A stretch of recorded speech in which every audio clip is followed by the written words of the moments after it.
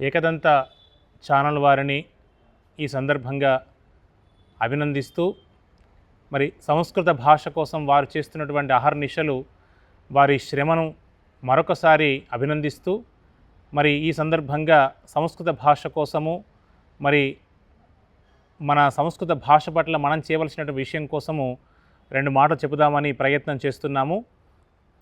మన భారతీయ సంస్కృతికి మూలము సంస్కృత భాష. ఈ భాషలో శబ్దము, అర్థము, భావము ఈ మూడు దేవతా స్వరూపాలుగా ఉన్నాయి. ఈ భాషలోని ప్రతి అక్షరము ఓ శక్తి, ప్రతి పదం ఓ మంత్రం, ప్రతి వాక్యం ఓ తత్వం. మనస్సును శుద్ధి చేసి మన వాక్యాన్ని శ్రేష్టంగా మారుస్తుంది. అందుకే దానికి సంస్కృతం అనే పేరు వచ్చింది. మన వేదాలు, ఉపనిషత్తులు, భగవద్గీత, రామాయణము, మహాభారతము ఇవన్నీ కూడా సంస్కృత భాషలోనే ఉన్నాయి. ఇంతేకాకుండా భగవంతుని యొక్క సాక్షాత్కారానికి కూడా మార్గం చూపిన భాష కూడా ఈ సంస్కృత భాషే. ఈరోజు మనం ఈ భాషను నేర్చుకోవడం, మాట్లాడడం, పాడడం అంటే వాస్తవానికి మన మూలాలను మళ్ళీ మనం గుర్తు చేసుకోవడమే. కాబట్టి మనమందరం కలిసి ఈ భాషను మన ఇళ్లల్లో, పాఠశాలల్లో, మాధ్యమాలలో ప్రాచుర్యంలోకి తీసుకురాగలిగితే మన భారతీయ సంస్కృత భాషను మళ్ళీ జాగృతం చేసిన వాళ్ళం అవుతాం. కావున మనమందరం కలిసి ఈ సంకల్పం చేద్దాం.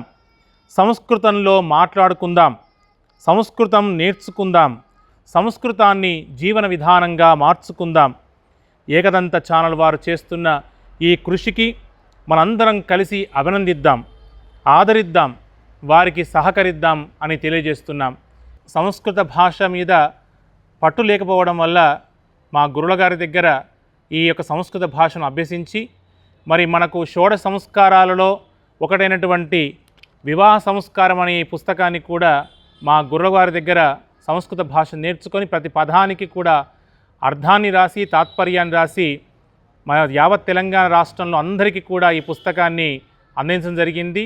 ఈ పుస్తకం ద్వారా ప్రతి ఒక్కరు కూడా వివాహాన్ని చాలా సులభంగా, సౌకర్యవంతంగా, అర్థవంతంగా, జ్ఞానవంతంగా చేయడానికి సహకరించింది పుస్తకం. కాబట్టి మీరందరూ కూడా ఈ ఏకదంత ఛానల్ను సబ్స్క్రైబ్ చేసుకొని లైక్ చేసి మీ అమూల్యమైనటువంటి మీ యొక్క అభిప్రాయాన్ని తెలియజేసినట్టయితే వారికి మనందరం కూడా సహకరించినట్టుగా, పరోక్షంగా ప్రత్యక్షంగా అందరం కూడా సహకరించి ఈ ఛానల్ ముందు తీసుకెళ్దామని సహృదయపూర్వకంగా మీ అందరినీ కోరుకుంటూ స్వస్తి.